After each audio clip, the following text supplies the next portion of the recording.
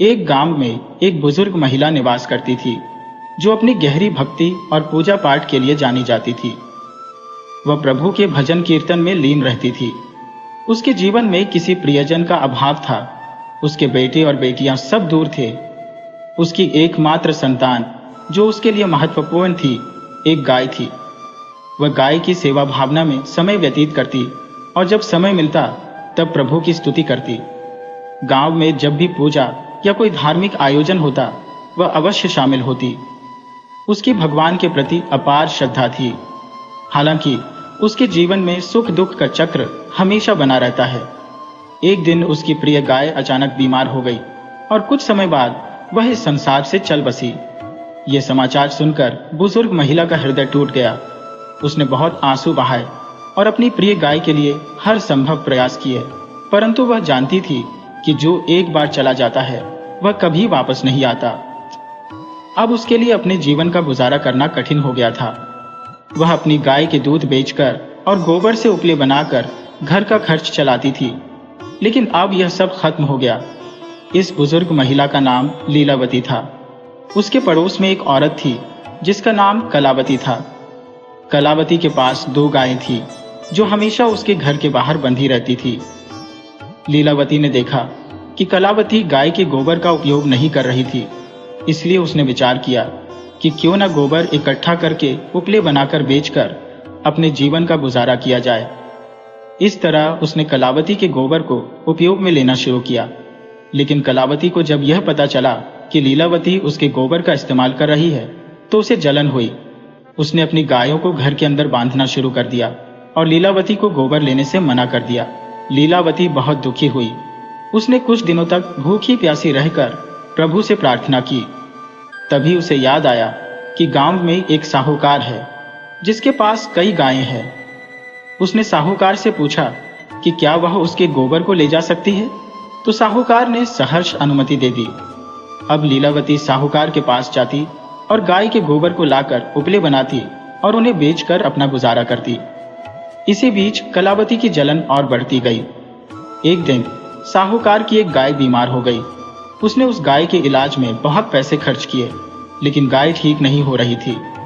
साहूकार ने सोचा, यदि यह गाय मर गई तो मुझे बहुत नुकसान होगा।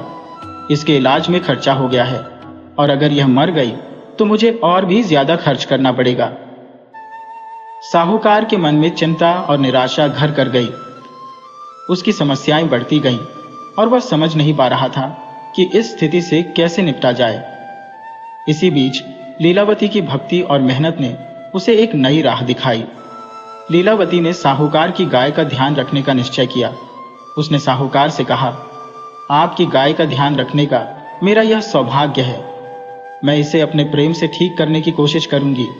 साहूकार ने उसकी बात मान ली, क्योंकि उसे पता था कि लीलावती भगवान की भक्त है और उसके पास एक विशेष आशीर्वाद है। इस तरह लीलावती ने गाय की देखभाल शुरू की। उसने गाय को प्यार और ध्यान से सेहत में सुधार लाने का प्रयास किया। धीरे धीरे गाय की हालत में सुधार होने लगा। लीलावती की भक्ति और साहूकार की चिंता ने एक अद्भुत परिणाम दिया। इस घटना ने साहूकार को लीलावती की महानता का एहसास कराया। उसे समझ में आया कि सच्ची भक्ति और निस्वार्थ सेवा हमेशा फल देती है। लीलावती की मेहनत और साहूकार की दयालुता ने न केवल गाय की जिंदगी को बचाया, बल्कि लीलावती के जीवन में भी खुशियों का संचार किया। अब साहूकार ने लीलावती के प्रति कृतज्ञता महसूस की और उसे अपनी गायों के गोबर के लिए कभी मना नहीं किया। लीलावती ने भी अपने जीवन में संतोष पाया और प्रभु का धन्यवाद किया कि उसने उसे इस कठिनाई से उबारा। इस प्रकार लीलावती की मेहनत और भक्ति ने उसके जीवन को एक नई दिशा दी। वह अब न केवल अपनी गाय की सेविका थी, बल्कि गांव की एक प्रेरणा बन गई थी। अब वह अपने अनुभवों को साझा करती और सभी को सच्ची भक्ति का महत्व बताती। इस कहानी से हमें यह सीख मिलती है कि यदि हमारी नीयत सही है और हम सच्ची श्रद्धा से काम करते हैं, तो प्रभु हमें हमेशा सही मार्ग दिखाते हैं। ऐसे ही लीलावती की भक्ति और साहूकार की दयालुता ने दोनों को सच्चे सुख की ओर अग्रसर किया। उस साहूकार ने एक योजना बनाई कि क्यों न वह अपनी बीमार गाय उस बूढ़ी अम्मा को दे दे। उसे शायद पता भी न चले कि गाय बीमार है, और साथ ही उसे अपनी ओर से एक एहसान भी जताने का मौका मिल जाएगा। उसने बूढ़ी अम्मा को बुलाया और कहा, अम्मा, तुम इतनी दूर से आती हो और तुम्हारी उम्र भी ढल चुकी है, इसीलिए क्यों ना मैं ये गाय तुम्हें दे दूं।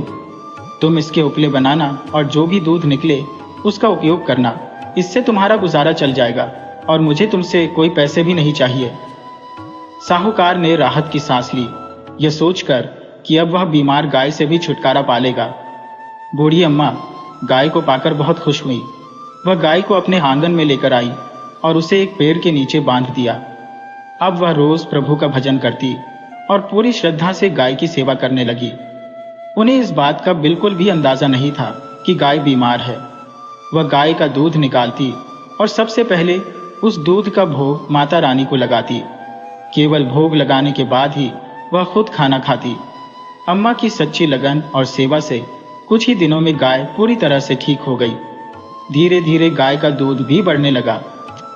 अब अम्मा हर दिन ओपले बनाकर बेचने लगी, जिससे उनकी आर्थिक स्थिति सुधरने लगी। इधर अम्मा की पड़ोसन, जो उनकी गरीबी पर हंसती थी, अब जलन से भरने लगी। उसे यह देखकर बहुत बुरा लगता था कि अब अम्मा फिर से सुखी हो रही है, लेकिन वह चाहकर भी कुछ नहीं कर सकती थी, क्योंकि अब अम्मा के पास अपनी गाय थी। एक दिन एक साधु महात्मा ब्राह्मण का भेष बनाकर अम्मा के दरवाजे पर भिक्षा मांगने आया। अम्मा ने आदर पूर्वक उन्हें भोजन परोसा और कहा, महाराज, मेरे पास ज्यादा कुछ नहीं है, लेकिन जो कुछ भी है वह आपके लिए है। साधु महात्मा ने अपनी दिव्य दृष्टि से देखा कि अम्मा ने अपने लिए रखे भोजन को ही बड़े प्रेम से उन्हें परोसा है। साधु बहुत प्रसन्न हुए और आशीर्वाद देते हुए बोले, माई, अब तुम्हारे दुख के दिन समाप्त होने वाले हैं। साधु ने अम्मा की गाय की पीठ पर हाथ फेरा और वहां से चले गए। अम्मा बहुत खुश हुई कि साधु ने उन्हें आशीर्वाद दिया। अब वह और भी ज्यादा लगन से गाय की सेवा करने लगी। कुछ दिनों बाद अम्मा की पड़ोसन ने देखा कि गाय ने सोने का गोबर किया है। वह यह देखकर दंग रह गई। उसने सोचा, अगर मैं इस सोने का गोबर ले जाऊं और इसके बदले साधारण गोबर रख दूं, तो अम्मा को पता भी नहीं चलेगा। अब वह यही चाल चलने लगी। जब भी अम्मा की गाय गोबर करती, वह सोने का गोबर उठा लेती और उसकी जगह साधारण गोबर रख देती। कई दिन ऐसे ही बीत गए। फिर एक दिन अचानक तूफान आया। अम्मा ने गाय को घर के अंदर बांध लिया। जब गाय ने घर के अंदर गोबर किया तो अम्मा ने देखा कि वह सोने का गोबर कर रही है। यह देखकर अम्मा को समझते देर नहीं लगी कि यह सब साधु महाराज के आशीर्वाद का परिणाम है। अम्मा को यह भी समझ आ गया कि अब तक उसकी पड़ोसन ही सोने का गोबर चुरा रही थी। अम्मा को अब किसी से डरने की जरूरत नहीं थी। उन्होंने सोने का गोबर इकट्ठा कर लिया और उसे बेचकर उन्होंने खूब धन कमा लिया। अब अम्मा सुखी जीवन बिताने लगी। कुछ समय बाद अम्मा ने सोचा कि क्यों न वह अपनी पड़ोसन को भी यह चमत्कार बताए। जब वह अपनी पड़ोसन के पास गई और सारा किस्सा सुनाया तो पड़ोसन शर्म से पानी पानी हो गई। उसे एहसास हुआ कि उसकी ईर्ष्या ने उसे गलत राह पर डाल दिया था। अम्मा ने पड़ोसन को माफ कर दिया और दोनों के बीच फिर से दोस्ती हो गई। अम्मा अब रोज माता रानी की आराधना करती और सुखी जीवन जीती। उनके मन में यह विश्वास और भी गहरा हो गया कि सच्ची श्रद्धा और सेवा से ईश्वर हर किसी की मदद करता है, चाहे वह कितना भी गरीब या मजबूर क्यों न हो। और इस तरह अम्मा की कहानी पूरे गांव में फैल गई। लोग कहते, देखो, माता रानी की कृपा से एक साधारण गाय ने अम्मा के जीवन में खुशियां भर दी। अम्मा की पूजा और भक्ति की मिसाल पूरे गांव में दी जाने लगी और वह हर किसी के लिए प्रेरणा बन गई। बुजुर्ग महिला ने अपनी पड़ोसी के बुरे इरादों पर ध्यान नहीं दिया और न ही किसी प्रकार की लड़ाई झगड़ा किया। अब कलावती ने अपनी गाय को अपने घर के अंदर ही बांधना शुरू कर दिया। जब उसकी पड़ोसन को गोबर मिलना बंद हुआ तो वह परेशान हो गई। उसने सोचा कि क्यों न साहूकार को यह बताकर अपनी समस्या का समाधान कर लिया जाए कि जिस गाय को उसने दान में दिया था वह तो सुनहरे गोबर का उत्पादन करती है। इससे उसकी पड़ोसन का लाभ उठाने का कोई मौका नहीं रहेगा। इसी सोच के साथ उसने साहूकार से कहा कि लीलावती की गाय सुनहरे गोबर का उत्पादन करती है। साहूकार की लालसा जाग उठी और वह तुरंत लीलावती के घर की ओर चल पड़ा। जब उसने गाय को खूंटे से खोला तो लीलावती ने उससे रोते हुए बहुत प्रार्थना की, पर साहूकार ने उसकी बात नहीं सुनी। बुजुर्ग महिला ने 1-2 दिन तक न तो भोजन किया और न ही पानी। वह भूखी प्यासी बस बैठी रही। उधर साहूकार ने गाय को अपने गौशाले में बांधा और देखा कि गाय ने गोबर करके पूरा गौशाला गंदा कर दिया है। यह देखकर साहूकार बहुत परेशान हो गया। गाय ने 2 दिन में इतना गोबर किया कि साहूकार को अपनी मूर्खता पर पछतावा हुआ। उसने सोचा, मैंने जो गाय दी थी वह तो लीलावती की थी। उसकी सच्ची मेहनत और लगन के कारण ही उसे सुनहरे गोबर का फल मिला था। साहूकार ने अपने किए पर पछताते हुए लीलावती के घर लौटकर कहा, मुझे माफ कर दो, मैंने तुम्हारे साथ बहुत अन्याय किया। ये गाय तुम्हारी ही है, मैंने लालच में आकर इसे ले लिया। यह सुनकर लीलावती के चेहरे पर खुशी लौट आई। उसकी गाय वापस आ गई और उसके पास फिर से सुनहरे गोबर का उत्पादन होने लगा। लीलावती के जीवन में फिर से खुशियां लौट आई और वह धनवान हो गई। कलावती ने जब देखा कि लीलावती के घर में गाय वापस आ गई है तो वह जलन से भर गई, लेकिन वह कुछ कर नहीं सकी। उसने अपने घर में जाकर देखा कि अब तक जो सुनहरे गोबर उसने इकट्ठा किया था वह साधारण गोबर में बदल गया। इससे वह बहुत क्रोधित हुई और लीलावती को गालियां देने लगी। तुमने मेरे साथ कोई जादू किया है, मेरा सुनहरा गोबर साधारण हो गया है, उसने चिल्लाते हुए कहा। लेकिन कलावती को यह समझ नहीं आया कि भगवान की भक्ति और सही सोच ही जीवन में सफलता लाती है। वह हमेशा लालच में डूबी रही, न तो भगवान की महिमा गाती थी और न ही उनकी कृपा को समझती थी। बुजुर्ग महिला ने फिर से अपनी गाय की सेवा करने में लग गई। उसने गाय के दूध से जो भी भोजन बनाया उसका पहला भोग भगवान को अर्पित करती और फिर खुद भोजन करती। इससे उसकी भगवान पर अटूट आस्था और भक्ति प्रकट होती थी और वह हमेशा खुश रहती थी। इस कहानी से हमें यह सीखने को मिलता है कि जब हम सच्चे मन से भगवान की सेवा करते हैं तब वह हमारी सभी मनोकामनाओं को पूर्ण करते हैं। बुजुर्ग महिला की भक्ति और परिश्रम ने उसे सुख और समृद्धि दी। जय माता दी। हम सबको यह याद रखना चाहिए कि जब हम श्रद्धा और विश्वास के साथ काम करते हैं तब हम निश्चित रूप से अपनी मंजिल तक पहुंचते हैं। एक दिन लीलावती ने सोचा कि क्यों न गांव वालों को भी इस बात की जानकारी दी जाए। उसने गांव में एक सभा बुलाई और अपनी कहानी सुनाई। उसने बताया कि कैसे भगवान की भक्ति और सच्चे कर्म से वह धनवान बनी और उसकी सभी इच्छाएं पूरी हुई।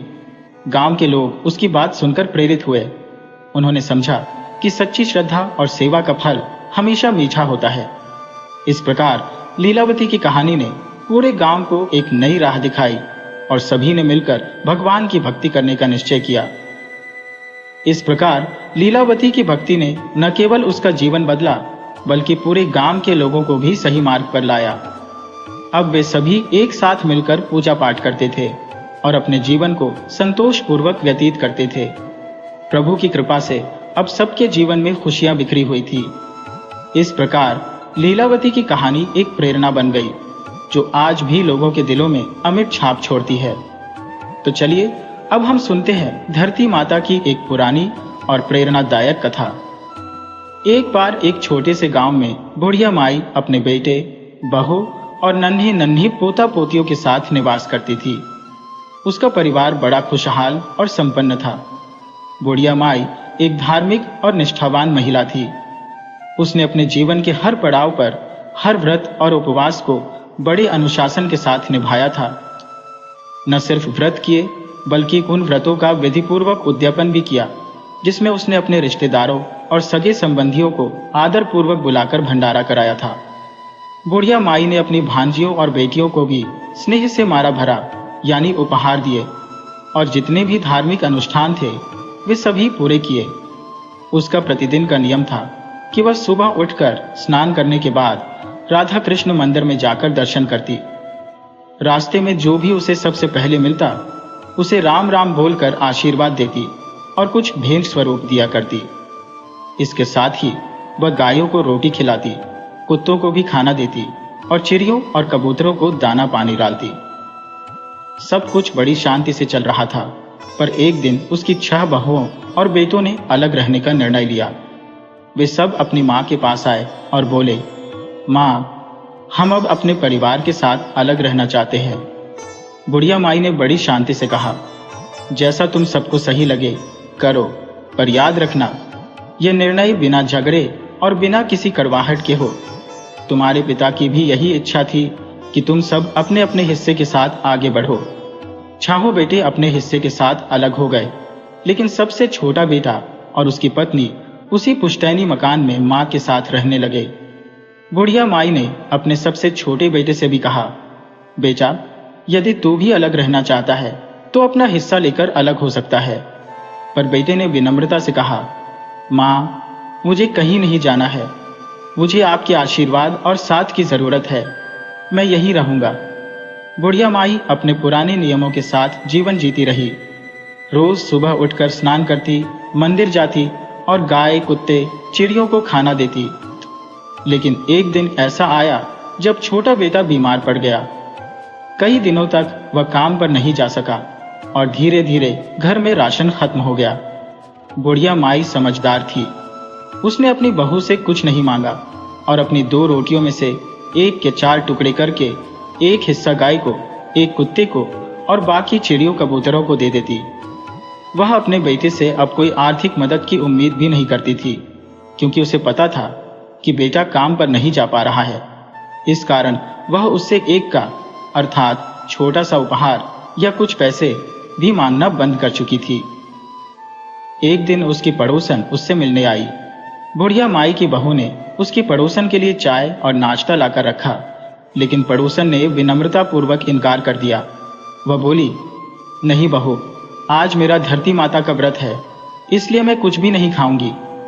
बुढ़िया माई ने यह सुनकर मुस्कुराते हुए कहा, व्रत करना बहुत पुण्य का काम है। जब तुम धरती माता का व्रत कर रही हो तब इसका फल अवश्य ही मिलेगा। कुछ समय बाद पड़ोसन चली गई, पर बुढ़िया माई के मन में कहीं एक सवाल रह गया। कभी उसका भी ऐसा समय था जब सब कुछ ठीक था। अब चीजें कठिन हो गई थी, पर उसे यकीन था कि धरती माता उसकी कठिनाइयों को जरूर दूर करेंगी। समय बीतता गया। धीरे धीरे घर में खाने पीने की समस्या बढ़ने लगी, लेकिन बुढ़िया माई ने अपनी श्रद्धा और विश्वास नहीं खोया। वह लगातार अपने नियमों का पालन करती रही, यह सोचते हुए कि हर मुश्किल समय के बाद अच्छा समय जरूर आता है। और एक दिन सचमुच एक अद्भुत चमत्कार हुआ। बुढ़िया माई का छोटा बेटा अचानक से पूरी तरह स्वस्थ हो गया और पहले से भी अधिक ऊर्जावान महसूस करने लगा। काम पर वापस जाने के बाद उसकी मेहनत का फल भी मिला और वह अब बेहतर स्थिति में आ गया। उसके बाद बुढ़िया माई के घर में फिर से समृद्धि लौट आई। वह रोज की तरह मंदिर जाती, राम राम करती और अपनी गायों, कुत्तों, चिड़ियों का ध्यान रखती। उसकी श्रद्धा और धर्म में उसकी आस्था ने उसे जीवन की हर कठिनाई से पार पा लिया। बुढ़िया ने अपनी पड़ोसी से पूछा, बहन, धरती माता का व्रत यह क्या होता है? तब पड़ोसन ने उत्तर दिया, बहन, यदि तुमने सारे दान पुण्य किए हैं, व्रत उपवास रखे हैं, तो समझ लो कि यदि तुमने धरती माता की कथा नहीं सुनी या व्रत नहीं किया तो मरने के बाद तुम्हें परलोक में पांव रखने के लिए धरती नहीं मिलेगी। बुढ़िया ने जिज्ञासा से पूछा, यह सब कैसे होता है? उसकी पड़ोसन ने विस्तार से समझाया कि परलोक में पांव रखने के लिए धरती की आवश्यकता होती है, और यदि तुमने धरती माता का व्रत नहीं किया और उनकी कथा नहीं सुनी तो तुम्हें धरती नहीं मिलेगी। अब बुढ़िया ने धरती माता की कथा और व्रत की विधि जानने की इच्छा प्रकट की। पड़ोसन ने कहा, तुम्हें 7 दिन तक धरती माता की कथा सुननी होगी और साथ में व्रत भी रखना होगा। उसने बुढ़िया को व्रत की संपूर्ण विधि भी बताई और थोड़ी देर बाद वह वापस अपने घर लौट गई। अब बुढ़िया चिंतित हो गई कि घर में राशन नहीं है, पैसे नहीं है, तो धरती माता का व्रत कैसे किया जाए। उसने कुछ विचार किया और अपनी 7वीं बहू को भेजा कि वह 6 बड़ी बहुओं को बुलाए। थोड़ी देर बाद सभी 6 बहुएं अपनी सास के पास आईं और पूछने लगी, माता जी, आपने हमें क्यों बुलाया है? आपको हमसे क्या काम है? बुढ़िया ने कहा, बेटियों, मैंने अपने जीवन में सभी व्रत उपवास किए हैं और उनका उद्यापन भी कर दिया है, लेकिन मैंने धरती माता की न तो कथा सुनी है और न ही व्रत किया है। क्या तुम में से कोई मेरी सहायता करेगी? लेकिन सभी 6 बहुओं ने इस प्रस्ताव को ठुकरा दिया। बुढ़िया उदास होकर बैठ गई। तभी उसकी 7वीं बहू और उसका बेटा, जिन्हें यह पता चला कि बड़ी बहुएं उनकी मां को धरती माता का व्रत करने में मदद नहीं कर रही है, उनके पास आए। उन्होंने कहा, माँ, आप क्यों उदास है? कोई बात नहीं, अगर बड़ी बहनें आपकी मदद नहीं करती तो हम आपकी सहायता करेंगे। आप चिंता मत कीजिए, हम आपका व्रत पूरा करवाएंगे। बताइए, हमें क्या करना होगा? बुढ़िया की आंखों में खुशी आ गई। उसने कहा, बेटा, हमें 7 दिन तक धरती माता की कथा सुननी होगी और व्रत भी रखना होगा। पीपल के पेड़ के पास 1.25 हाथ जितनी जमीन खोदकर उसके ऊपर 1.25 मीटर लाल और सफेद कपड़ा बिछाना होगा। फिर उस पर चावल, नारियल, 11 रुपए 25 पैसे रखकर कथा सुननी होगी। कथा हमें किसी पंडितानी से सुननी है और 7वें दिन उसी पंडितानी को भोजन कराने के बाद पूजा का सारा सामान उसे दे देना है। 7वां बेटा बोला, माँ, तुम व्रत की तैयारी करो, मैं आज ही काम पर जा रहा हूं। वह बेटा काफी बीमार था, लेकिन अपनी माँ के लिए धरती माता का व्रत पूरा करवाने की ख्वाहिश उसे काम पर भेजने के लिए प्रेरित कर रही थी। उस दिन उसे बहुत अच्छा काम मिला और शाम को उसे मेहनताना भी बढ़िया मिला। जब शाम को उसे मेहनताना मिला तो वह बहुत खुश हुआ। उसने उन पैसों से धरती माता के पूजा का सारा सामान खरीदा और साथ ही घर का राशन भी। सारा सामान लाने के बाद उसने अपनी माँ को पूजा की सारी सामग्री दी और अपनी पत्नी से कहा, मेरी माँ का 7 दिन तक अच्छे से ख्याल रखना, रोज अच्छे पकवान बनाकर खिलाना।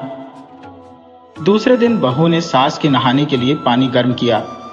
सासू माँ के नहाने के बाद 7वीं बहू ने कपड़े धोए और सुखाए। फिर वह सासू माँ को लेकर पीपल के पेड़ के पास गई। वहां मंदिर की पंडितानी को भी बुलवाया।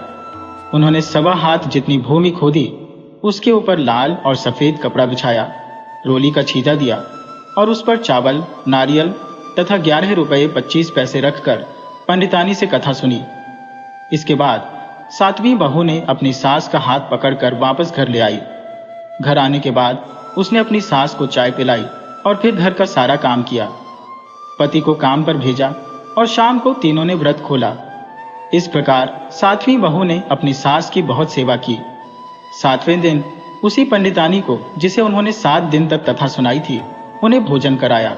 धरती माता के पूजा का सारा सामान उन्हें दिया और साथ ही 7वीं बहू ने साड़ी, पेटीकोट और दक्षिणा के रुपए सास के हाथ से पंडितानी को दिलवाए। उस दिन जब बहू रोज की तरह सास के कपड़े धोकर उन्हें उठाने गई तो वहां उसे हीरे, मोती, आभूषण और सोने चांदी के सिक्कों का ढेर मिला। बहू हैरान रह गई। वह भागी भागी अपनी सास और पति के पास आई और पूरी बात बताई। सास ने अपने बेटे और बहू के साथ उसी स्थान पर जाकर कहा, बेटा, यह तेरी सेवा का फल है। तुमने 7 दिन तक धरती माता का व्रत पूरा किया है। तुमने सच्चे मन से सेवा की है। रोज मेरे लिए गर्म पानी किया, मेरे कपड़े धोकर सुखाए, मुझे रोज हाथ पकड़कर कथा सुनने ले गई और फिर घर आने पर चाय पिलाई। बेटा, तुम इसकी हकदार हो। 7वां बेटा और बहू अपनी माँ के चरणों में गिर पड़े। माँ ने अपने बेटे और बहू को ढेरों आशीर्वाद दिए। जब इस घटना का पता बड़ी 6 बहुओं को चला तो वे तुरंत अपनी सास के पास आई और अपनी गलती की माफी मांगने लगी। वे सभी अपनी सासू माँ को अपने घर ले जाना चाहती थी। यह धरती माता की कृपा थी कि उन्होंने बुढ़िया से खुश होकर उसे धन दौलत से भर दिया।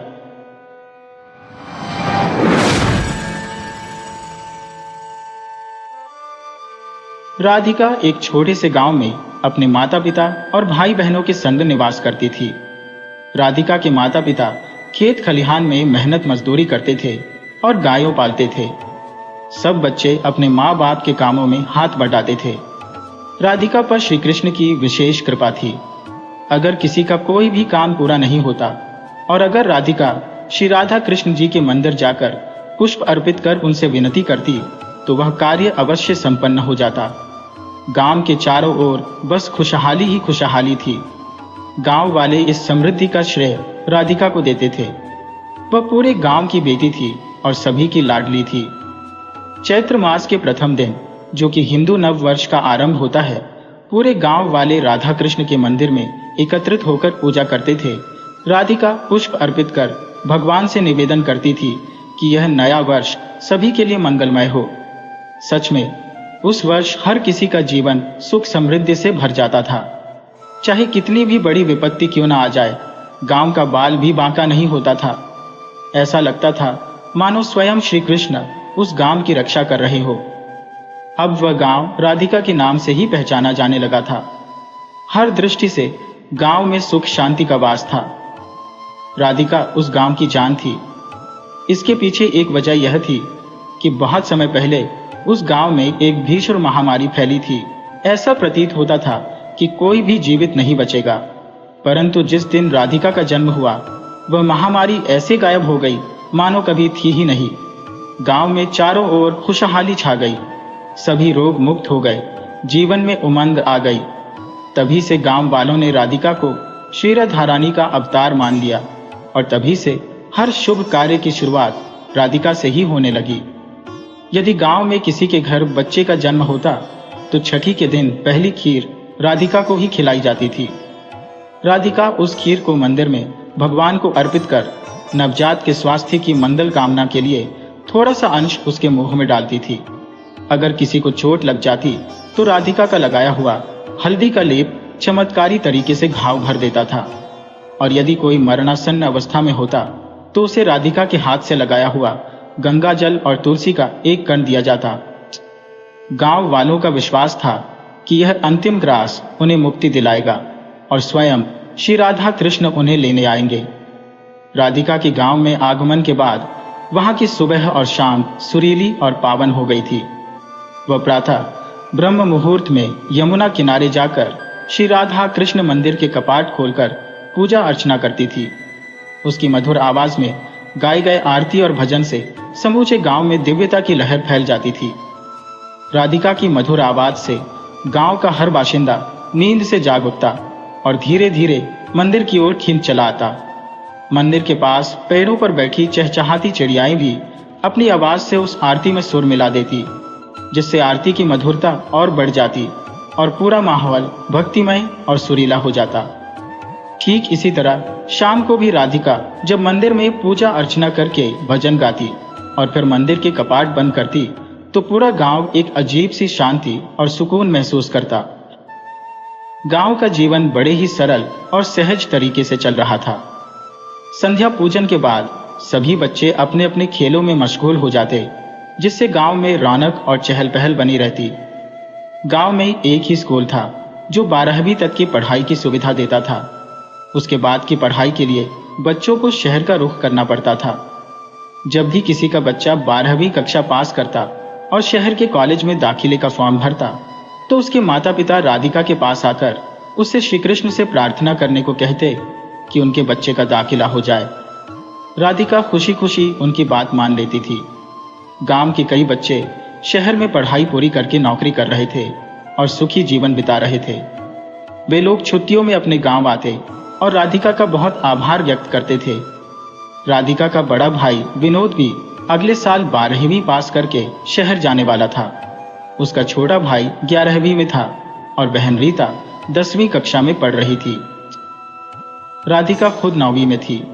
राधिका अपने बड़े भाई से बहुत प्यार करती थी और उसे गांव छोड़कर जाते देखना नहीं चाहती थी, लेकिन उसके पास कोई विकल्प नहीं था क्योंकि गांव में आगे की पढ़ाई की कोई व्यवस्था नहीं थी। विनोद ने 12वीं पास कर ली और अब उसे भी आगे की पढ़ाई के लिए शहर जाना था। माता पिता ने राधिका से कहा कि वह मंदिर जाकर श्री कृष्ण से प्रार्थना करे कि विनोद का दाखिला शहर के कॉलेज में हो जाए। राधिका भारी मन से मंदिर गई और आंसुओं से भरी आंखों से श्री राधा कृष्ण से विनती की कि उसके भाई का दाखिला शहर के कॉलेज में हो जाए। उसने एक दुख भरे मन से भजन गाया जिसमें उसने कहा, उबारो ही गिरधारी। गाते गाते उसकी आंखें आंसुओं से भर गई, लेकिन भजन गाना बंद नहीं किया। आखिरकार विनोद का दाखिला शहर में हो गया और वह आगे की पढ़ाई के लिए शहर में ही ठहर गया। समय बीतने के साथ साथ राधिका के दूसरे भाई बहन भी 12वीं पास कर शहर चले गए और गांव में राधिका अपने माता पिता के साथ अकेली रह गई। राधिका अब 12वीं कक्षा में आ गई थी और अगले साल उसे भी शहर जाना था। गांव के सभी लोग इस बात को लेकर चिंतित थे कि अगर राधिका भी गांव छोड़कर चली गई तो गांव का क्या होगा। राधिका खुद भी अपने भाई बहनों को याद करके उदास रहने लगी। वह शाम को आरती के बाद खेलकूद में भी हिस्सा नहीं लेती थी। एक दिन वह अपने आंगन में उदास बैठी थी कि तभी उसने देखा कि पड़ोस की ताई के घर कुछ लोग आए हुए थे।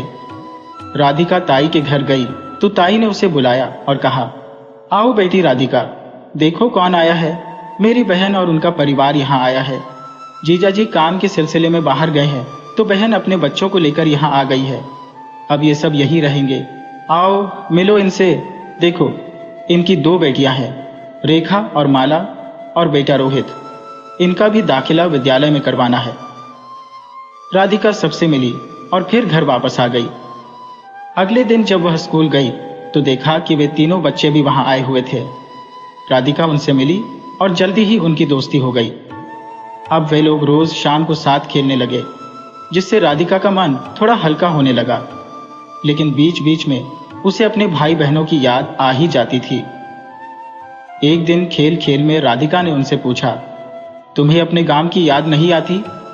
रोहित ने हंसते हुए जवाब दिया, हम तो हर जगह खुश रहते हैं, और अगर याद आए भी तो क्या, कभी भी वापस जा सकते हैं। इसमें दुखी होने वाली कोई बात नहीं है। रोहित की बात सुनकर राधिका का मन कुछ हल्का हो गया और वह भी फिर से बच्चों के साथ खेल में मशगूल हो गई। रेखा ने एक दिन राधिका से उसके भाई बहनों के बारे में पूछा।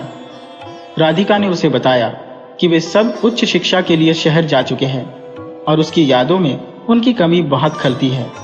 उसकी उदासी का यही कारण है। तब रेखा ने मुस्कुराते हुए कहा, अरे राधिका, इसमें उदास होने की क्या बात है? वे सभी अपने भविष्य के निर्माण के लिए गए हैं। ये तो गर्व की बात है।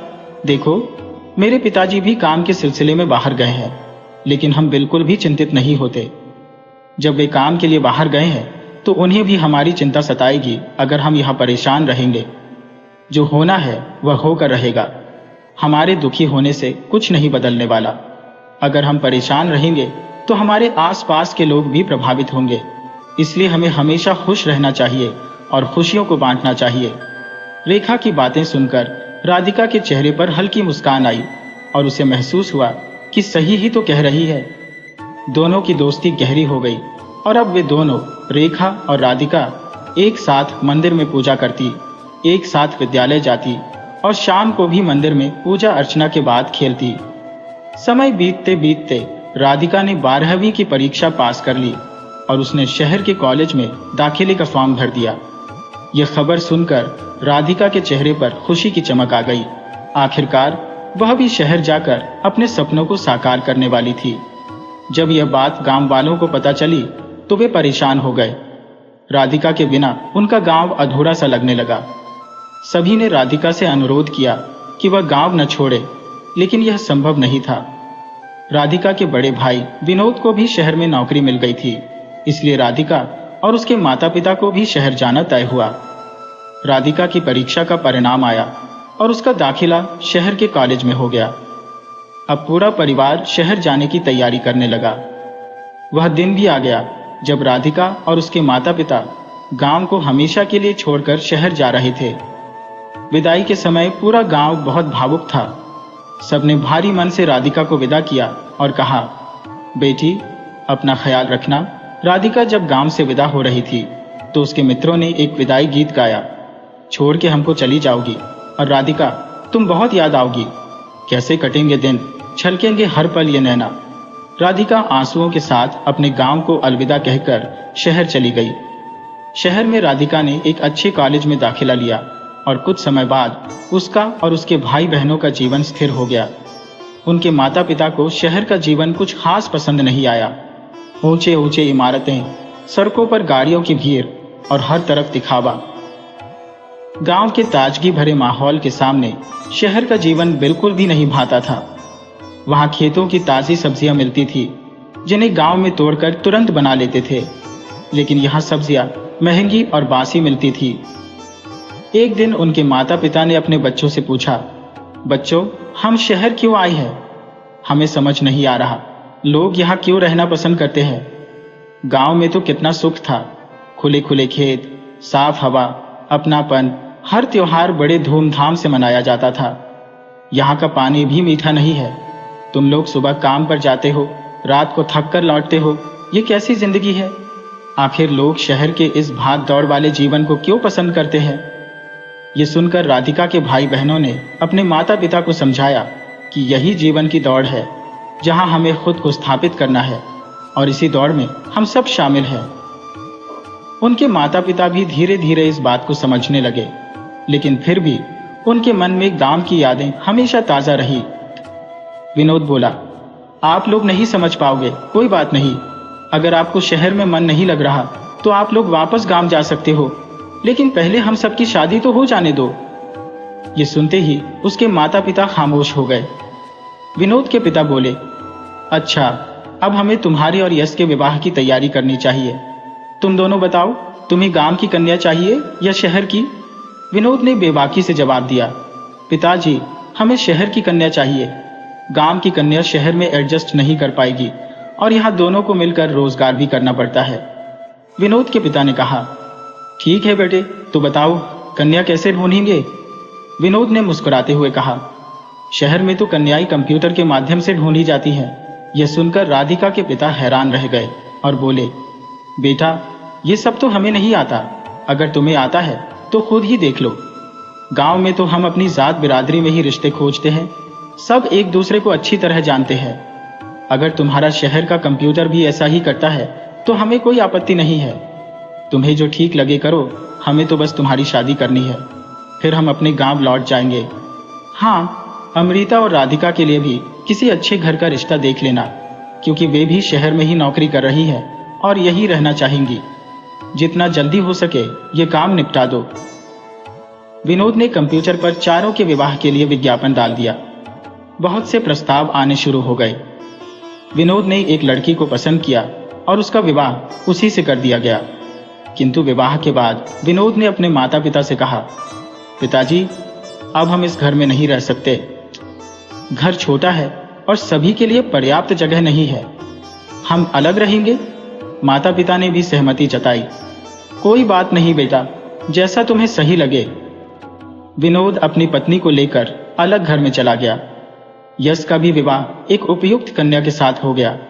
अब राधिका और रीता की शादी की चिंता थी। रीता के लिए भी एक अच्छा रिश्ता आया और उसका भी विवाह हो गया। अब घर में केवल राधिका का विवाह बाकी था। घर में रोज रोज विवाद होने लगे, क्योंकि तीनों, राधिका, यश और उसकी पत्नी, नौकरी करते थे। किसी के पास घर के कामों के लिए समय नहीं था। माता पिता का भी ध्यान कोई नहीं रख पाता था। तीनों सुबह नौकरी पर जाते और देर रात लौटते।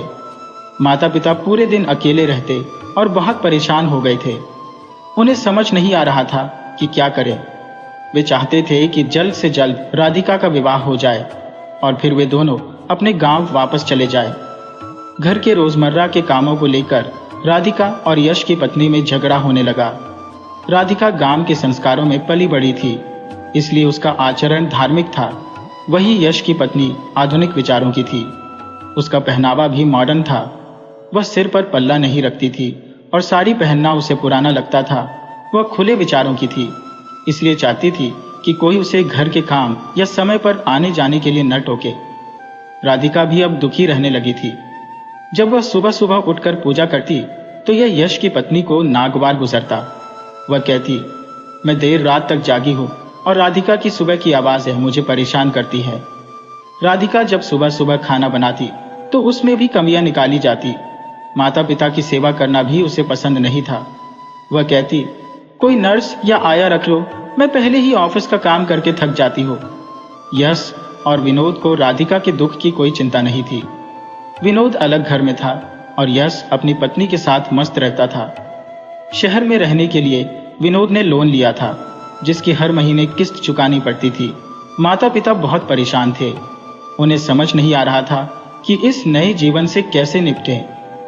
वे रोज के झगड़े से दुखी थे और चाहते थे कि जल्द से जल्द राधिका की शादी हो जाए और वे वापस गांव लौट जाए। विनोद का परिवार अब बड़ा हो चुका था। उसके बच्चे भी अब स्कूल जाने लगे थे, किंतु इस परिवार की खुशियों पर कर्ज का बोझ ऐसा मंडरा रहा था जैसे बादलों का गहन अंधकार। विनोद पर इतना कर्ज हो गया था कि वह अपने माता पिता पर गांव का घर बेचने का दबाव डालने लगा। उसने कहा, आप दोनों को तो बस एक कमरे में ही रहना है, बाकी के खेत और घर के अन्य कमरे बेच दो।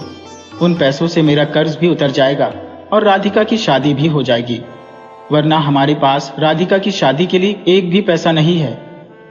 राधिका के माता पिता असमंजस में थे। वे सोच रहे थे, आखिर हम शहर क्यों आए? शहर की यह चकाचौंध भरी जिंदगी तो आते ही थम जाती है। यहाँ तो इंसान अपनी पूरी उम्र पैसे कमाने में ही गंवा देता है और अपनी जिंदगी को जीना ही भूल जाता है। विनोद पूरे दिन दफ्तर में रहता है और रात में घर लौटता है। इस वजह से वह न व्यायाम कर पाता है, न ही अपनी सेहत का ध्यान रख पाता है और इस व्यस्त जीवन शैली ने उसे तमाम बीमारियों की चपेट में ला खड़ा किया है। 2 कमरों के मकान की ईएमआई भरने में इतनी मुश्किल हो रही है, जबकि गांव में तो एक बड़ा सा घर था जिसमें पूरा परिवार आराम से रह सकता था। वहां खेत थे जहां तरह तरह की फसलें उगाकर स्वादिष्ट भोजन प्राप्त किया जा सकता था। खेतों में काम करते करते खुद ब खुद व्यायाम भी हो जाता था, जिससे रोग पास नहीं फटकते थे। वहां शहरों जैसी गाड़ियों की रेलम पेल भी नहीं थी, न ही प्रदूषण। हवा ताजा और साफ रहती थी और सबसे बड़ी बात, वहां अकेलापन नहीं था। शहर की इस भाग दौड़ भरी जिंदगी में बुजुर्ग अक्सर अकेलेपन की वजह से ही मौत की नींद सो जाते हैं। गांव में तो जब शादियां होती थी तो पूरा गांव और आसपास के गांव भी शामिल होते थे। किसी भी बात की कोई कमी नहीं होती थी। पर शहर में तो शादी का मतलब ही कर्ज में डूब जाना है। विनोद और यश दोनों ही माता पिता पर दबाव बना रहे थे कि जल्द से जल्द राधिका की शादी कर दी जाए, वरना यश की पत्नी हमेशा के लिए मायके चली जाएगी और घर का वातावरण बिगड़ जाएगा। राधिका, जो गांव की लाडली थी, ये सब अपनी आंखों के सामने घटता देख रही थी। उसके मन में गांव के बीते दिनों की यादें उमड़ पड़ी, जहां हर पेड़, हर जानवर, हर इंसान जैसे उसके साथ जीवन की हर धड़कन में शामिल थे। लेकिन अब शहर की इस चकाचौंध में वह अकेली पड़ गई थी। उसके माता पिता भी चिंतित और दुखी रहते थे। राधिका को समझ नहीं आ रहा था कि वह क्या करे। उसने भगवान श्री राधा कृष्ण से प्रार्थना की, हे प्रभु, मुझे कोई राह दिखाइए, मेरी परेशानियों का हल बताइए। राधिका की उम्र बढ़ रही थी, पर उसके विवाह की चिंता उसके माता पिता के सिवा और किसी को नहीं थी। राधिका के पिता भी बीमार रहने लगे थे। उनकी भूख प्यास सब खत्म हो चुकी थी। यश लगातार माता पिता पर जोर डाल रहा था कि जल्द से जल्द जमीन और घर बेच दिया जाए, ताकि विनोद का कर्ज उतर सके और यश अपने सपनों का घर खरीद सके। क्योंकि अभी तक जिस घर में वे सब रह रहे थे वह किराए का मकान था। माता पिता और राधिका बहुत परेशान थे। राधिका की नौकरी से मिलने वाला वेतन पिता के इलाज और घर के अन्य खर्चों में ही खत्म हो जाता था। यश और उसकी पत्नी को घर के किराए, बिजली के बिल से कोई मतलब नहीं था। उनके पास गांव की जमीन बेचने के अलावा कोई चारा नहीं था, क्योंकि विनोद भी बहुत परेशान था। पिता ने हार मानकर कहा, जैसा तुम्हें सही लगे बेटा, वैसा करो। जल्द ही उन्होंने गांव की जमीन और घर बेच दिया। अब गांव में बस एक छोटा सा कमरा और एक रसोई घर ही बचा था, जिसमें राधिका के माता पिता को रहना था। न जाने ईश्वर को क्या मंजूर था, गांव की जायदाद बेचते ही पिता की मृत्यु हो गई। अब राधिका और उसकी मां अकेले रह गई। विनोद ने अपना कर्ज चुका दिया। यश ने भी अपने लिए नया घर ले लिया और राधिका की शादी के लिए पैसे बचने का नाम ही नहीं था। शहर की इस चकाचौंध में जहां एक तरफ विनोद और यश ने अपनी मुश्किलें हल कर ली, वहीं राधिका और उसकी मां अकेले इस भीड़ में खो गए थे। दिनेश की पत्नी राधिका उस पर क्रोध से बरस पड़ी। हालात इस कदर बिगड़ चुके थे कि राधिका की मां ने ठान लिया कि वह राधिका को वापस गांव ले जाएगी। राधिका के विवाह के लिए पैसों की कमी थी और उसके दोनों भाई उससे कन्नी काटे हुए थे। रीता अपनी गृहस्थी में मशगूल थी और मां का हालचाल जानने भी नहीं आती थी। राधिका ने यह स्वीकार कर लिया था कि अब उसका विवाह होना नामुमकिन है। यह सोचकर उसने अपनी नौकरी से इस्तीफा दे दिया और मां के साथ गांव लौटने का निर्णय किया। जब राधिका अपने गांव के स्टेशन पर उतरी तो स्टेशन सूना पड़ा था। वहां से गांव पहुंचने के लिए उन्होंने एक बैलगाड़ी ली, जिसे एक बुजुर्ग व्यक्ति हाँक रहा था। राधिका और उसकी मां उसे पहचानती थी। राधिका ने कहा, राम राम काका, कैसे हो? घर में सब कैसे हैं? बुजुर्ग ने जवाब दिया, राम राम बिटिया, मैं तो ठीक हूँ, घर में सब कुशल मंगल है। तुम आ गई? बाकी लोग कहाँ हैं? राधिका ने मुस्कुराते हुए कहा, हाँ काका, आ गई, और फिर बाकी सवालों को अनसुना कर दिया। राधिका की मां ने पूछा, भैया, इस उम्र में भी बैलगाड़ी क्यों चला रहे हो? आराम के दिन है अब तुम्हारे।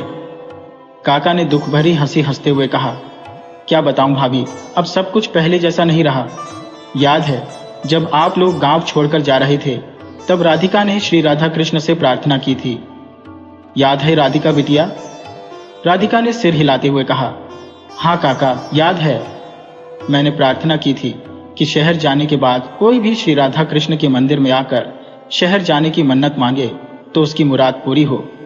काका बोले, हाँ बिटिया, तुम्हारे जाने के बाद धीरे धीरे और भी बच्चे बड़े हुए और मंदिर में मन्नत मांगकर शहर चले गए। मेरे दोनों बेटे भी काम की तलाश में शहर गए। काम मिल भी गया, लेकिन शहर में मकान खरीदने के लिए पैसे की जरूरत पड़ी तो मैंने यहाँ की जमीन बेच दी और उन्हें दे दिए। अब वह कहते हैं कि थोड़े दिन बाद मुझे भी शहर ले जाएंगे।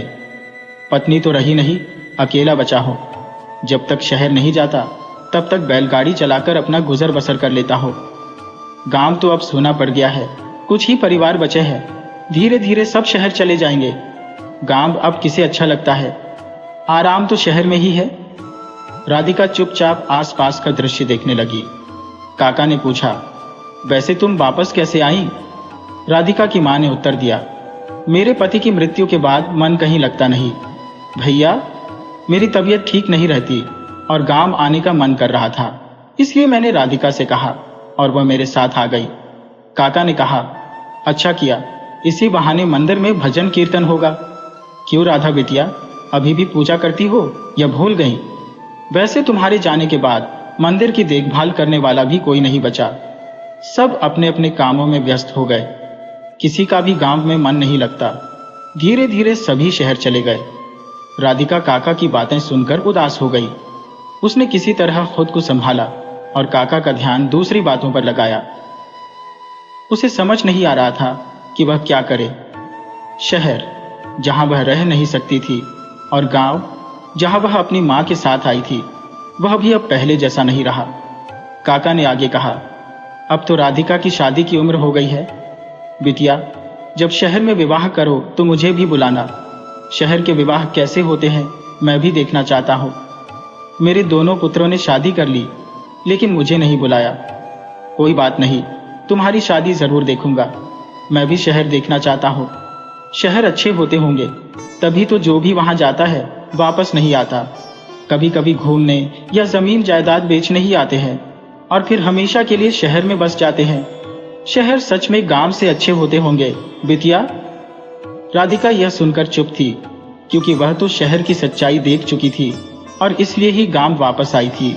राधिका और उसकी मां बैलगाड़ी में बैठकर धीरे धीरे गांव की ओर बढ़ रही थी। रास्ता बिल्कुल सुनसान था, जैसे किसी ने उस पर उदासी की चादर फैला दी हो। पहले जैसी रौनक चहल पहल कहीं दिखती ही नहीं थी। राधिका ने काका से पूछा, काका, हमारे खेत और घर कौन खरीद रहा है? काका ने भारी मन से उत्तर दिया, बिटिया, यहाँ बहुत से परदेसी हैं जो अपने ऐशो आराम के लिए फार्म हाउस बना रहे हैं। कभी कभी मौज मस्ती के लिए आ भी जाते हैं। जैसे जैसे बैलगाड़ी आगे बढ़ी, राधिका को गांव के खेत नजर नहीं आए। चारों ओर ऊंची ऊंची दीवारें खड़ी थी और हर तरफ आलीशान फार्म हाउस नजर आ रहे थे। उसने निराशा से कहा, काका, यहाँ तो खेत बचे ही नहीं। लगता है जैसे हम सीमेंट के जंगल से गुजर रहे हैं। मन ही मन वह सोचने लगी, जिस जगह को छोड़कर हम लोग शहर की ओर भागे थे, अब वहीं पर दूर देश के लोग आकर बसे हुए हैं। आखिर ऐसा क्या कारण है जो उन्हें यहाँ खींच लाया? सीधी सी बात है, जैसे हमारे शहर रहने लायक नहीं बचे, वैसे ही उनके देश भी अब जीने लायक नहीं रहे होंगे। हमने इस शहरीकरण का पाठ इन्हीं विदेशियों से तो सीखा है। एक दिन आएगा जब हम भी प्रकृति की गोद में लौटने को मजबूर होंगे। आज मुझे अपनी भूल का एहसास हो रहा है। काश मैं कभी शहर नहीं गई होती, पुराने दिन वापस आ जाते। ये सोचकर उसकी आंखों में आंसू छलक आए। उसने किसी तरह खुद को संभाला। काका ने आगे कहा, बिटिया, तुम लोगों ने भी तो सब कुछ बेच दिया। जाओ कभी अपने खेत देखने, वहां भी अब एक भव्य फार्म हाउस खड़ा है। मगर बिटिया, वे लोग तुम्हें अंदर नहीं जाने देंगे। हमसे कहते हैं कि हमें पसंद नहीं करते। बहुत अजीब लगता है जब कोई तुम्हारी ही जमीन पर तुम्हारे साथ अजनबी जैसा बर्ताव करे। लेकिन क्या करें बिटिया, हमने ही तो इन विदेशियों को अपनी जमीन का मालिक बनाया है। हमारे यहाँ तो अतिथि को भगवान माना जाता है। अतिथि देवो भव की परंपरा में पल्ले बड़े हम अतिथि का आदर सत्कार करते हैं, लेकिन ये लोग हमें इंसान भी नहीं समझते। हमारे साथ ऐसा व्यवहार करते हैं जैसे कोई आवारा पशु उनके दरवाजे पर आ गया हो। ये लोग अपने पालतू जानवरों तक से अच्छा बर्ताव करते हैं, लेकिन हमारे साथ नहीं। कोई बात नहीं, हम लोग तो यहाँ सदा के लिए रहने वाले नहीं। एक दिन सब अपने शहर लौट जाएंगे, फिर कौन आएगा यहाँ? काका ने एक गहरी सांस लेते हुए कहा, मैं तो वापस मुड़कर भी नहीं देखूंगा। सही कह रहा हूं ना बिटिया? राधिका काका की बातें सुनकर एकदम चुप हो गई। उसकी आंखों में फिर से आंसू छलक आए। वह क्या बताए काका को कि सच्चाई क्या है। बैलगाड़ी धीरे धीरे आगे बढ़ती जा रही थी और राधिका को गांव के खेतों की जगह फार्म हाउस नजर आ रहे थे। उसने काका से पूछा, यहां तो खेत बचे ही नहीं, सब जगह फार्म हाउस बन गए हैं। इनकी देखभाल कौन करता है? काका ने बताया, बिटिया ये लोग यहाँ नौकर रखते हैं, ये नौकर ही उनकी देखभाल करते हैं। ये विदेशी लोग तो बस कभी कभी आते हैं। गांव में अब कुछ ही घर बचे हैं जिनमें परिवार रह रहे हैं, लेकिन वे भी बिक जाएंगे और उनके परिवार भी शहर चले जाएंगे, फिर वहां भी फार्म हाउस बन जाएंगे। तुम कभी अपने खेत देखना, वहां बहुत सुंदर फार्म हाउस बना है, मगर वे लोग तुम्हें अंदर नहीं जाने देंगे। हम लोगों को तो ये पसंद ही नहीं करते। राधिका के दिल पर जैसे किसी ने घाव कर दिया हो। वह कुछ भी कहने की स्थिति में नहीं थी, बस गांव की इस बदलती तस्वीर को देखती रही। राधिका चुपचाप बैठी विचारों के समंदर में गोते लगा रही थी। गांव छोड़कर शहर की चकाचौंध के पीछे भागने के लिए मन ही मन खुद को कोस रही थी। उसकी सोच ने उसे घेर लिया। आखिर क्यों हम सब अपने गांव के सुकून को छोड़कर सिर्फ एक बेहतर जीवन की उम्मीद में शहर की ओर रुख करते हैं। शहरी जीवन में हर कोई व्यस्त, लेकिन एकदम अकेला। सब अपने में उलझे, कोई अपनापन नजर ही नहीं आता। गांव की खूबसूरती, वहां की सरलता और पवित्रता अब उसे सपनों जैसी लगने लगी थी। गांव में हर कोई एक दूसरे के साथ बिना किसी स्वार्थ के खड़ा रहता है। वहां के घर बड़े बड़े होते हैं, आंगन में खेलते बच्चे, पास ही बहती हुई नदी, चारों ओर फैले हरे भरे खेत और सुबह की पहली किरण के साथ पक्षियों की चहचहाहट, जैसे एक नए जीवन का संगीतमय स्वागत हो। वहां किसी भी तरह का प्रदूषण या शोरगुल नहीं, शांति की चादर ओढ़े एक नई सुबह का एहसास होता है। राधिका के दिल में गांव की यादें ताजा हो गईं। क्यों हम अपने गांव के महल जैसे घरों को बेचकर शहर के कबूतर खानों में कैद हो जाते हैं, जिसे हम बड़ी शान से कहते हैं कि हमने शहर में फ्लैट ले लिया है। ये तो जैसे जीवन को समाप्त करने की तैयारी कर रहे हैं और फिर भी गर्व से कहते हैं हम तो शहर में रहने लगे हैं। काका को कैसे समझाऊं? शहर की इस अंधी दौड़ ने हमसे हमारा सब कुछ छीन लिया है। शहर में सब लुटेरों की बस्ती है, किसी का कुछ नहीं बचता, समय, पैसा, रिश्ते और शरीर तक। राधिका सोचने लगी, गांव में ही सच्ची खुशहाली है, तभी तो विदेशी लोग यहाँ शांति की तलाश में आते हैं। अगर शहरों में कुछ अच्छा होता तो ये लोग यहाँ कभी ना आते। पहले ये लोग हमारे देश को लूटने आए थे, सब कुछ लूट कर ले गए, अब फिर से वापस क्यों आ रहे हैं? जरूर हमारे गांव में कुछ तो खास बात है जो ये लोग दोबारा यहाँ रहना चाहते हैं। वह काका को समझाने की कोशिश करने लगी, लेकिन अब वह क्या कहे? वह तो खुद ही उलझन में थी। अब राधिका अपने गांव लौट आई थी, माँ के साथ एक छोटे से कमरे में रहकर जीवन बिता रही थी।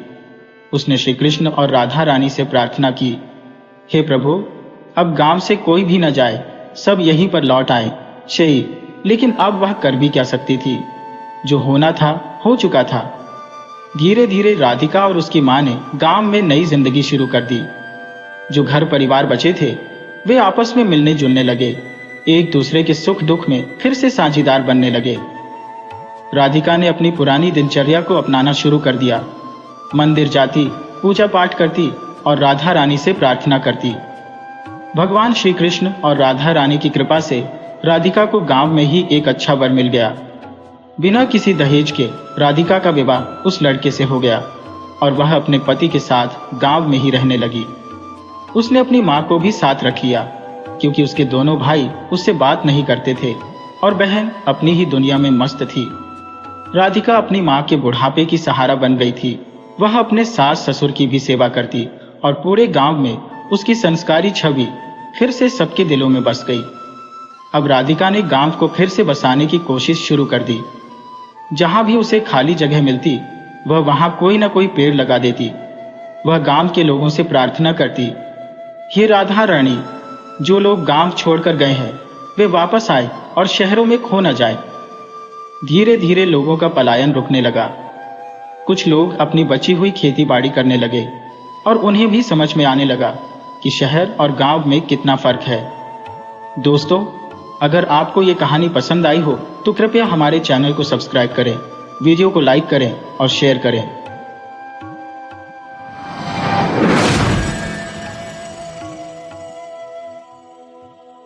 एक छोटे से गांव में बिमला और कमला नाम की दो पड़ोसनें निवास करती थी।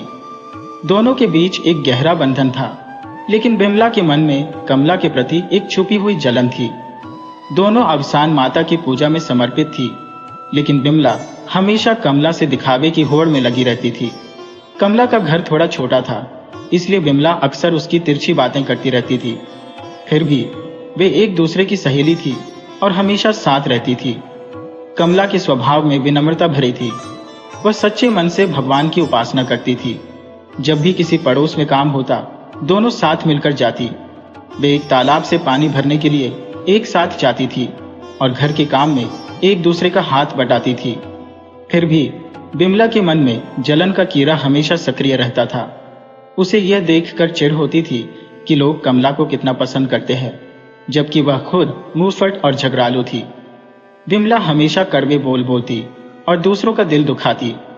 उसकी अमीरी का घमंड उसे सब पर हावी रखता था।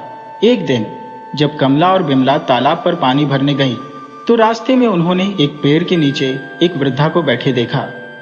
वह वृद्धा उनसे विनम्रता से बोली, बेटिया, मुझे बहुत जोर से प्यास लगी है, कृपया मुझे पानी पिलाओ। बिमला ने तिरस्कार भरे स्वर में उत्तर दिया, हमें क्या इतना समय है कि हम तुम्हें पानी पिलाएं? अगर तुम्हें प्यास लगी है तो तालाब कितना दूर है, जाकर खुद पी लो। वृद्धा ने कहा, बेटी, मैं चल नहीं सकती, मेरी उम्र के कारण चलने में परेशानी होती है, कृपया मेरी मदद करो। लेकिन बिमला की घमंड ने उसे चुनौती दी और वह आगे बढ़ गई। कमला ने वृद्धा के पास जाकर उसे पानी पिलाया। वृद्धा ने कहा, भोली बेटी, तुमने मुझे पानी दे दिया, क्या तुम थोड़ी दूर पर मेरी झोपड़ी के लिए एक घड़ा भरकर रख सकती हो? जब मुझे आवश्यकता होगी मैं उसे ले लूंगी। कमला ने उत्तर दिया, बिल्कुल माँ, मुझे बता दो, मैं तुम्हारे घड़े में पानी डाल दूंगी। तभी बिमला तुनक कर बोली, तुझे घर के काम नहीं है क्या, जो चल नहीं सकती? कमला ने विनम्रता से कहा, बिमला, यह वृद्धा है और इसे चलने में कठिनाई होती है, चलो हम इसका घड़ा भर देते हैं। बेमन से बिमला ने भी साथ चलने की सहमति दी। जब वे वृद्धा की झोपड़ी में पहुंची तो वहां सोने और चांदी के घड़े देखे। यह देखकर बिमला के मन में लालच जाग उठा। उसने वृद्धा से पूछा, आप इन घड़ों का क्या करती है? वृद्धा ने कहा, मैं जरूरतमंदों की मदद करती हूँ। जिनके पास घड़े नहीं होते उन्हें देती हो, लेकिन जिनके पास है उन्हें नहीं देती। बिमला को सोने का घड़ा बेहद भा गया। वह किसी भी कीमत पर उसे पाना चाहती थी। कमला ने वृद्धा के घड़े में पानी डाला और लौट आई। घर आकर बिमला अपने काम में जुट गई, लेकिन उसे नींद नहीं आई। वह पूरी रात सोचती रही कि कैसे उस वृद्धा से सोने और चांदी का घड़ा हासिल किया जाए। अगले दिन वह सुबह जल्दी उठ गई और कमला से कहा, कमला, चल जल्दी चलो, आज पानी भरने जाना है। कमला ने उत्तर दिया, बिमला, इतनी सुबह पानी भरने जाना क्या आवश्यक है? आज का दिन तो हम थोड़ा लेट जाकर काम कर सकते हैं। बिमला ने उस दिन के बाद कमला से दूरियां बनाना शुरू कर दिया। वह चाहती थी कि कमला उसकी योजनाओं का हिस्सा बने, लेकिन कमला की सरलता उसे और चिढ़ा रही थी। बिमला ने मन में ठान लिया कि वह अकेले ही उस वृद्धा के खजाने पर हाथ डालने का प्रयास करेगी। वह अगले दिन फिर से तालाब की ओर बढ़ी और वृद्धा की झोपड़ी पर पहुंच गई। वहां पहुंचकर उसने देखा कि वृद्धा फिर से उसी पेड़ के नीचे बैठी है। बिमला ने सोचा, अगर मैं इस वृद्धा को बहलाकर उसके सोने और चांदी के घड़े हासिल कर लूं, तो मैं अपने जीवन की सारी समस्याओं का समाधान कर सकूंगी। वृद्धा ने बिमला को देखकर मुस्कुराई और कहा, बेटी, क्या तुम फिर से मेरी मदद करने आई हो? बिमला ने हंसते हुए कहा, हाँ माँ, मैं तुमसे एक बात पूछना चाहती हूँ, क्या तुम मुझे उन घड़ों में से एक घड़ा दे सकती हो? वृद्धा ने देखा कि विमला का इरादा सही नहीं है, लेकिन उसने कहा, बेटा, जो घड़े मेरी जरूरत के हैं उन्हें मैं किसी को नहीं दूंगी। विमला ने योजना बनाई कि वह वृद्धा को कुछ और बातें करके उसकी मदद के बहाने उस खजाने तक पहुंच जाएगी, लेकिन उसके दिल में कुछ और ही चल रहा था। एक सुबह विमला ने कमला को अपने पास बुलाया और कहा, कमला, चलो इस बार हम वृद्धा के पास जाते हैं। मैं एक योजना बना रही हूं जिससे हमें सोने और चांदी के घड़े मिलेंगे। कमला ने हैरानी से पूछा, क्या? विमला, यह सही नहीं है। हमें उसे मदद करनी चाहिए, न कि उससे कुछ चुराने का सोचें। लेकिन विमला ने अपनी जिद पर अड़ी रही। उसने कमला को समझाया कि यह बस एक साधारण योजना है और उसे ऐसा करने में कोई बुराई नहीं है। इस बीच कमला ने सोच लिया कि वह विमला के साथ नहीं जाएगी। वह जानती थी कि विमला का इरादा सही नहीं है। उसने अपनी माता से भी इस विषय में चर्चा की और तय किया कि वह वृद्धा की मदद करना चाहती है। एक दिन जब विमला वृद्धा की झोपड़ी पर पहुंची तो देखा कि कमला पहले से वहां थी। कमला ने वृद्धा से कहा, माँ, क्या मैं आपकी मदद कर सकती हूँ? विमला ने चिढ़ते हुए कहा, कमला, तुम यहाँ क्यों आई हो? तुम्हें तो अपनी जिंदगी में व्यस्त रहना चाहिए। कमला ने मुस्कुराते हुए कहा, विमला, मुझे पता है कि तुम क्या सोच रही हो, लेकिन यह हमारी जिम्मेदारी है कि हम मदद करें। विमला ने अपने मन में सोचा कि कैसे वह कमला को अपनी योजनाओं में शामिल कर सकती है। आखिरकार विमला ने महसूस किया कि उसकी लालच उसे अंधा कर रही है। उसने अपनी गलतियों को समझा और कमला के साथ मिलकर वृद्धा की मदद करने का निर्णय लिया। इस तरह विमला और कमला ने मिलकर न केवल वृद्धा की सहायता की, बल्कि उन्होंने एक दूसरे के प्रति अपने रिश्ते को भी मजबूत किया। विमला ने अपनी लालच पर काबू पाया और सच्चे दिल से मदद करने की सोचने लगी। इस अनुभव ने विमला को यह सिखाया कि धन और दिखावा सिर्फ क्षणिक है, जबकि सच्ची मित्रता और सहानुभूति सदा बनी रहती है। अब वे दोनों एक नई दृष्टि के साथ जीवन जीने लगी, जहां वे केवल खुद के लिए नहीं बल्कि दूसरों की भलाई के लिए भी जीने लगी। कमला और विमला के बीच एक अजीब सी खींचतान हो रही थी। एक दिन जब कमला ने देखा कि उसके पास बहुत सारे काम हैं, तो उसने सोचा, चलो जल्दी से तालाब से पानी भर लाते हैं। वह विमला के साथ पानी भरने के लिए निकल पड़ी। दोनों ने अपने अपने घड़े उठाए और तालाब की ओर चल पड़ी।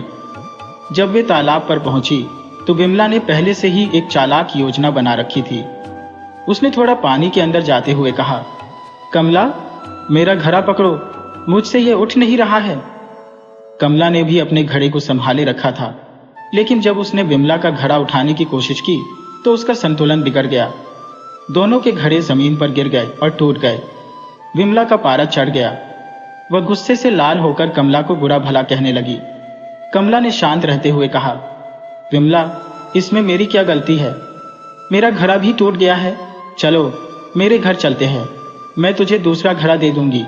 मेरे घर पर घड़े रखे हुए हैं। विमला बोली, नहीं, मेरे पास इतना समय नहीं है। मुझे आज बहुत सारा काम करना है और मुझे सब कुछ जल्दी जल्दी करना है। घर जाने में तो बहुत देर हो जाएगी।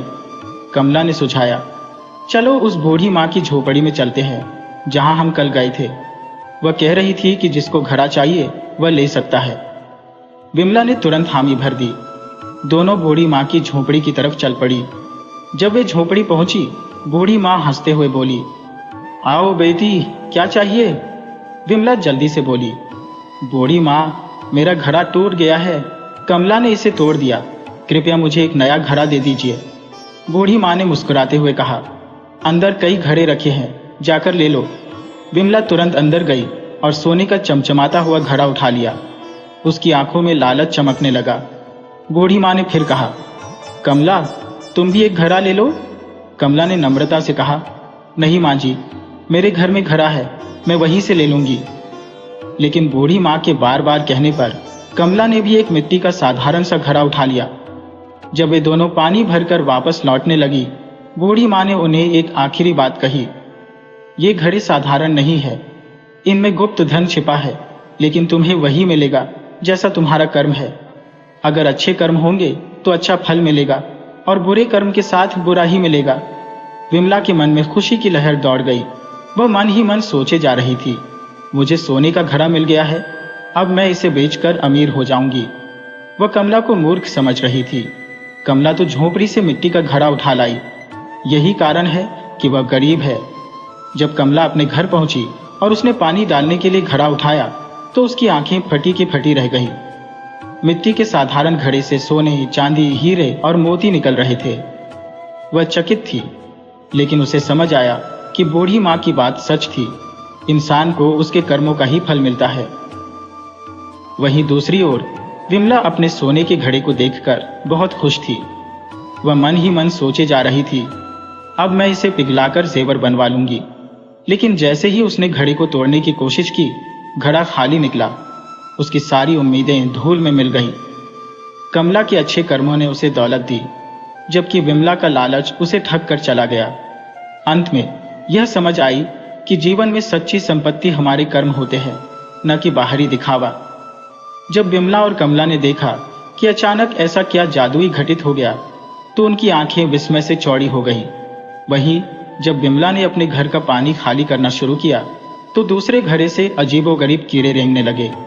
ये कीड़े उसके शरीर पर चढ़कर उसे काटने लगे, जिससे विमला का शरीर लहूलुहान हो गया और उसकी त्वचा पर काले धब्बे उभर आए। यह नजारा देखकर विमला जोर जोर से रोने लगी। कमला, जो उसके पड़ोस में थी, उसकी कराही सुनकर दौड़ी आई। उसने विमला की स्थिति देखकर आश्चर्य से भर गई और पूछा, विमला, ये सब क्या हो रहा है? विमला ने कहा, मुझे नहीं पता, लगता है इस पानी में कुछ जादू है। उसने वृद्धा को गालियां देनी शुरू कर दी।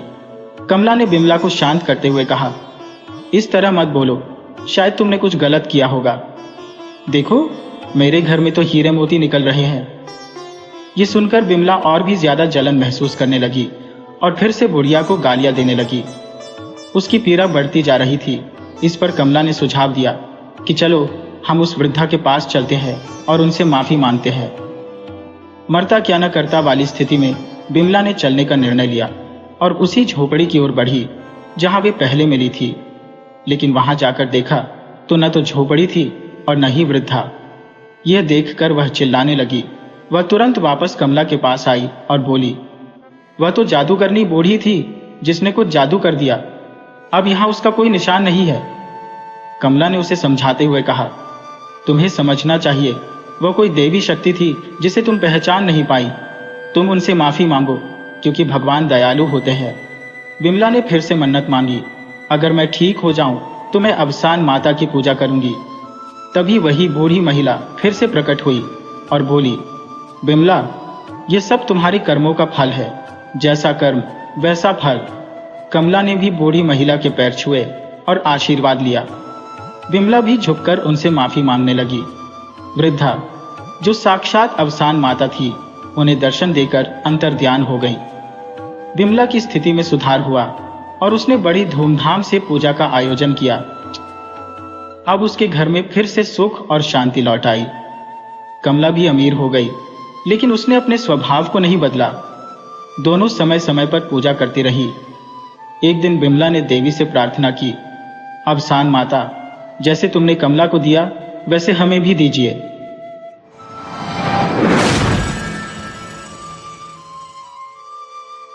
किसी जमाने की बात है, बादलपुर नामक नगर की धरा पर एक सरल लेकिन मेहनती व्यक्ति रहता था, जिसका नाम किशन था। किशन का पेशा मजदूरी था और वह दिन रात खेतों में कड़ी मेहनत कर अपने परिवार की गुजर बसर करता था।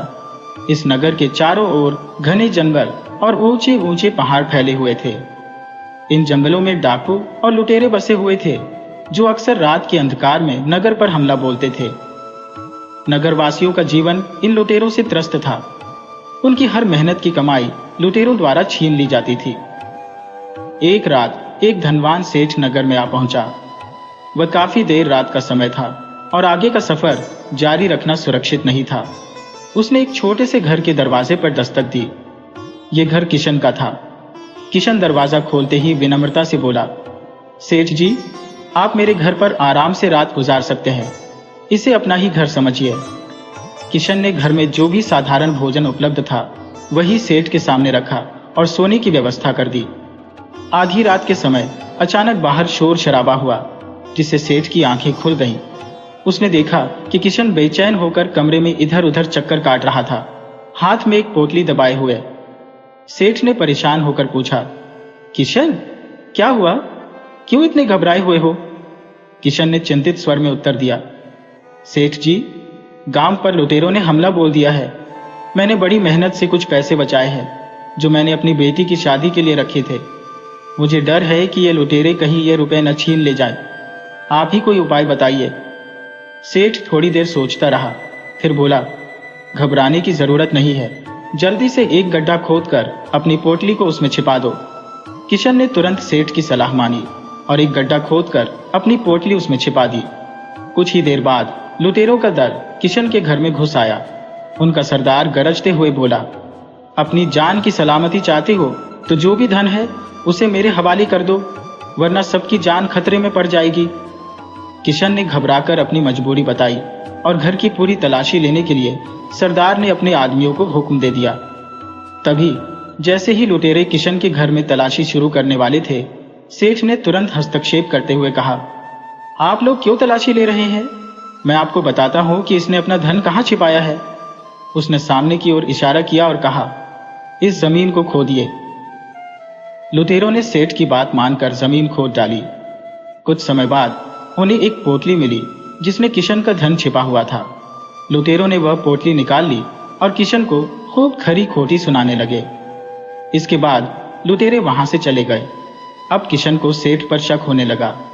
वह सोचने लगा, यह सेठ जरूर लुटेरों का साथी है, तभी तो उसने मुझे पहले ही जमीन में धन दबाने की सलाह दी और फिर लुटेरों को सही जगह का पता भी बता दिया। निश्चित रूप से यह सेठ किसी साजिश के तहत ही मेरे घर आया है। जब किशन ने देखा कि सेठ लुटेरों के साथ नहीं गया तो उसे बड़ी हैरानी हुई। लुटेरों के चले जाने के बाद किशन ने अपने घर का दरवाजा बंद कर दिया और गुस्से में सेठ के पास बैठकर उसे खूब भला बुरा कहने लगा। सेठ उसकी बातें सुनते हुए मुस्कुराता रहा। जब किशन का गुस्सा थोड़ा ठंडा हुआ और वह शांत हो गया, तब सेठ ने नम्रता से कहा, भाई, अब मेरी बात ध्यान से सुनो। सेठ ने समझाते हुए कहा, मैंने लुटेरों को तुम्हारे धन का पता इसलिए बताया ताकि मैं खुद को और तुम्हें बड़े नुकसान से बचा सकूं। तुम नहीं जानते, अगर लुटेरे तुम्हारे घर की पूरी तलाशी लेते तो उनके हाथ न सिर्फ तुम्हारा धन बल्कि मेरी पोटली भी लग जाती। मेरी पोटली में मेरा बहुत सारा धन और जेवर था जिसे मैं बेचने के लिए दूसरे शहर जा रहा था। मैंने लुटेरों को तुम्हारे धन की ओर मोड़कर उनका ध्यान भटकाया ताकि वे मेरी पोटली तक न पहुंच सके। इतना कहकर सेठ ने अपनी पोटली निकाली और उसमें से काफी सारा धन किशन को दे दिया। फिर वह बोला, यह सारा धन अब तुम्हारा है, तुम्हारे नुकसान की भरपाई के लिए। साथ ही ये कुछ गहने हैं जो तुम्हारी बेटी की शादी के लिए मेरी ओर से उपहार है। अब तुम उसकी शादी बड़े धूमधाम से करना। ये सब देखकर किशन का आश्चर्य सीमा पार कर गया। वह सोचने लगा कि सेठ ने कितनी चालाकी और सूझबूझ से इस पूरी परिस्थिति को संभाला था। अगले दिन सुबह होते ही सेठ ने अपने घर लौटने की तैयारी की और बिना किसी विघ्न के सुरक्षित अपने गंतव्य पर पहुंच गया। इधर किशन ने अपनी बेटी की शादी बड़ी धूमधाम से संपन्न की। जीवन में जो कठिनाइयां थी वह अब पीछे छूट गईं और वह अपने परिवार के साथ सुखमय जीवन व्यतीत करने लगा।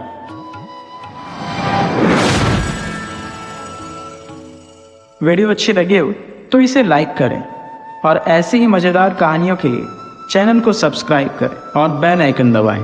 ज़्यादा से ज़्यादा अपने दोस्तों को शेयर करें। धन्यवाद।